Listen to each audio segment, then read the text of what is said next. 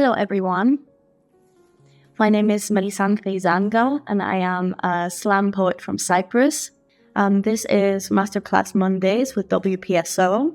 Every Monday, we're going to be giving tips, tricks, sharing the art and the skill and the passion for poetry. I'm a slam poet from Cyprus. I won the national championships in 2022, and I had the pleasure of going to the European Championships in Italy and the World Championships in Brazil, which was such an amazing experience that I just want every poet to be able to have that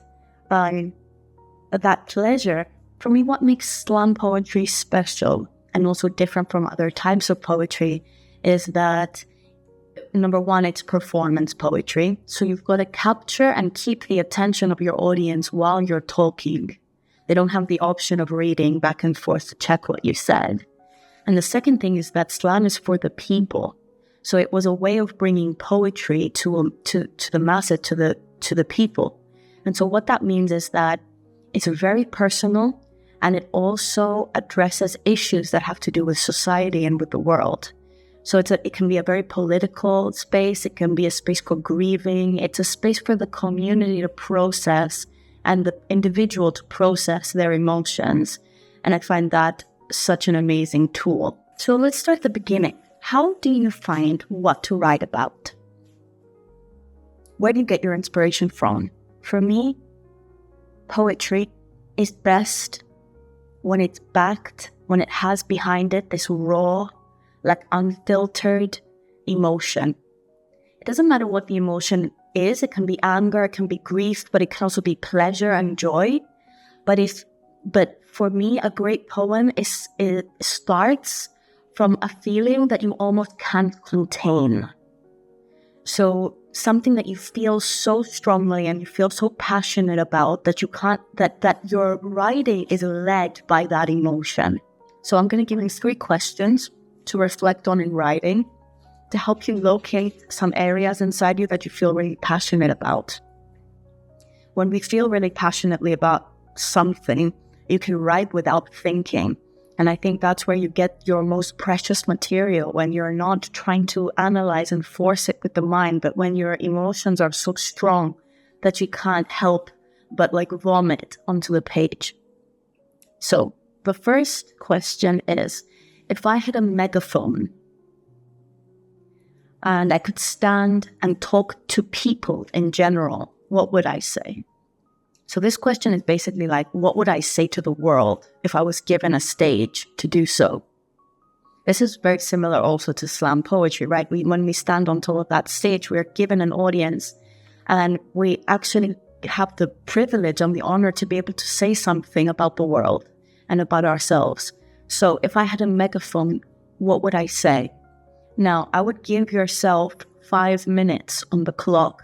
Set yourself a timer for 5 minutes and sit and answer this question. So I recommend you pause the video, give yourself 5 minutes, answer the question, and come back to the next one. The second question is, what am I willing to die for? What am I willing to be a soldier for? Now, you can look at this physically or psychologically. What am I willing to stand up for until my dying breath? This is kind of activating the warrior in you. The inner warrior that is in all of us, that is willing that has strong values and is willing to fight for those values. Give yourself another 5 minutes and explore that question. And the third question is, what do I need people to understand about me? What do I want people to understand about me? Now, we are all unique.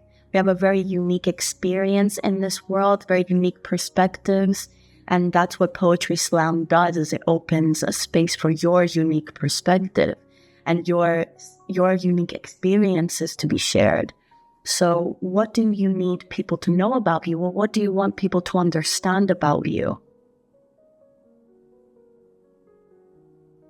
What would make you feel? It's also the feeling of being finally understood in maybe an area where you didn't get understanding before, or where you've been struggling to receive understanding. All right, so these are the 3 questions.